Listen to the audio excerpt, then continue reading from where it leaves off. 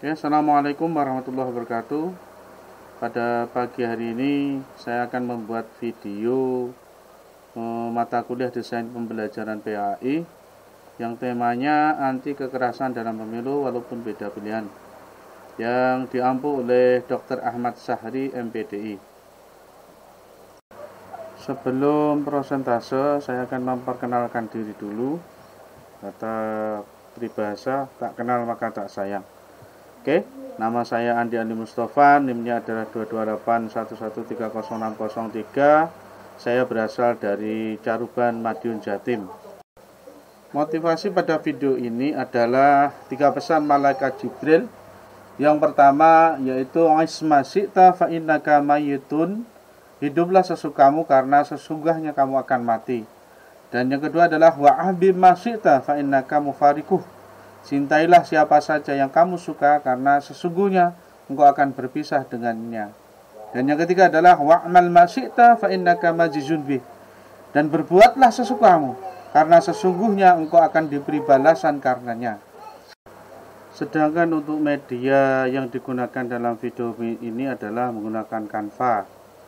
Alasan mengapa mengambil tema ini adalah sebagai antisipasi kekerasan dalam pemilu, yaitu mengantisipasi kekerasan dalam pemilu agar bisa berjalan lancar dan tidak ada halangan suatu apapun. Oke, langsung ke materi.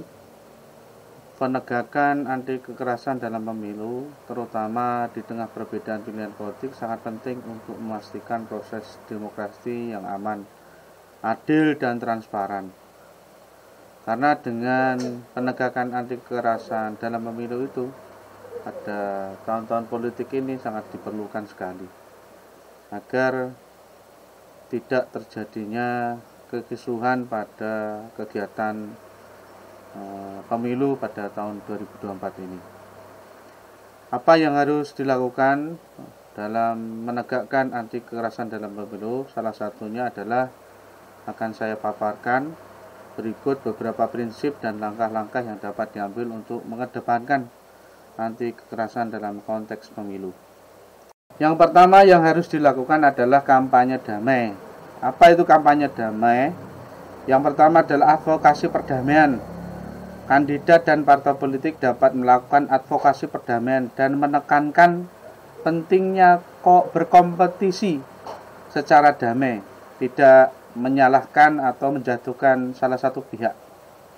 Selanjutnya menyebarkan pesan positif, fokus pada prestasi dan rencana kerja, bukan menyerang lawan politik secara pribadi. Kemudian yang kedua, pendidikan pemilih. Penyuluhan pemilih, masyarakat perlu diberikan informasi yang akurat tentang pemilihan, pentingnya partisipasi dan cara melibatkan diri tanpa kekerasan. Kemudian pelatihan petugas pemilu, meningkatkan kapasitas petugas pemilu untuk mengelola situasi yang berpotensi konflik agar tidak terjadi konflik pada waktu adanya kampanye. Ketiga adalah kode etik pemilu. Pengembangan kode etik, menetapkan kode etik untuk kandidat, partai politik, dan pendukungnya untuk mendorong perilaku yang beradab dan etis. Ketika sudah diberikan kode etis, kedua kandidat semuanya harus berpegang teguh kepada kode etik yang telah ditentukan. Kemudian penegakan kode etik, menegakkan sanksi bagi pelanggaran kode etik pemilu. Kalau melanggar harus diberikan sanksi bagi peserta atau penyelenggara pemilu. Yang keempat adalah media dan informasi. Media independen, mendorong keberadaan media independen yang memberikan informasi objektif dan seimbang. Selanjutnya, pengawasan pemilu, memastikan pengawasan pemilu yang ketat untuk mencegah manipulasi dan pelanggaran.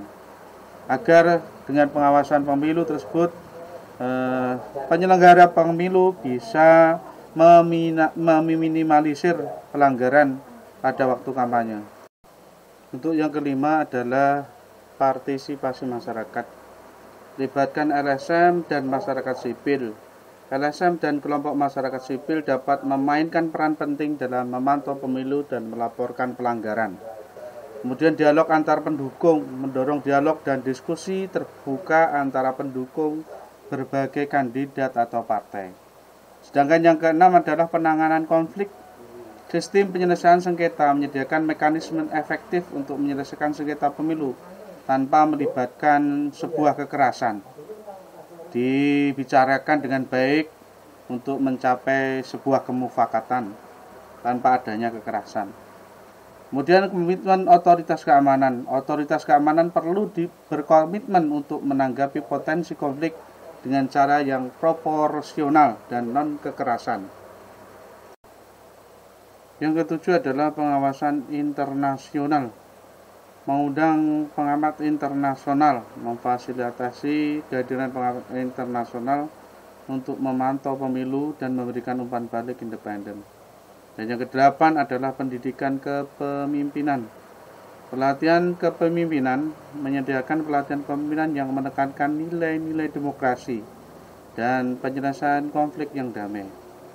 Intinya dalam materi ini adalah mengutamakan nilai-nilai demokrasi, menghormati perbedaan pendapat, dan memastikan bahwa proses pemilu berlangsung dengan damai adalah kunci untuk menciptakan lingkungan politik yang stabil dan berkembang. Sehingga pada pemilu tahun 2024 ini bisa sukses dan lancar, tidak ada suatu hambatan, yaitu terutama dalam hal kekerasan dalam pemilu. Oke, sekian presentase pada pagi hari ini. Sebelum salam, saya akan membacakan pantun untuk kalian semua. Biru laut seperti kolam, ikan paus pandai menyelam. Dari lubuk hati yang paling dalam, saya tutup presentasi dengan salam. Wallahul muwaffiq ila aqwamit thoriq. Wassalamualaikum warahmatullahi wabarakatuh. Terima kasih.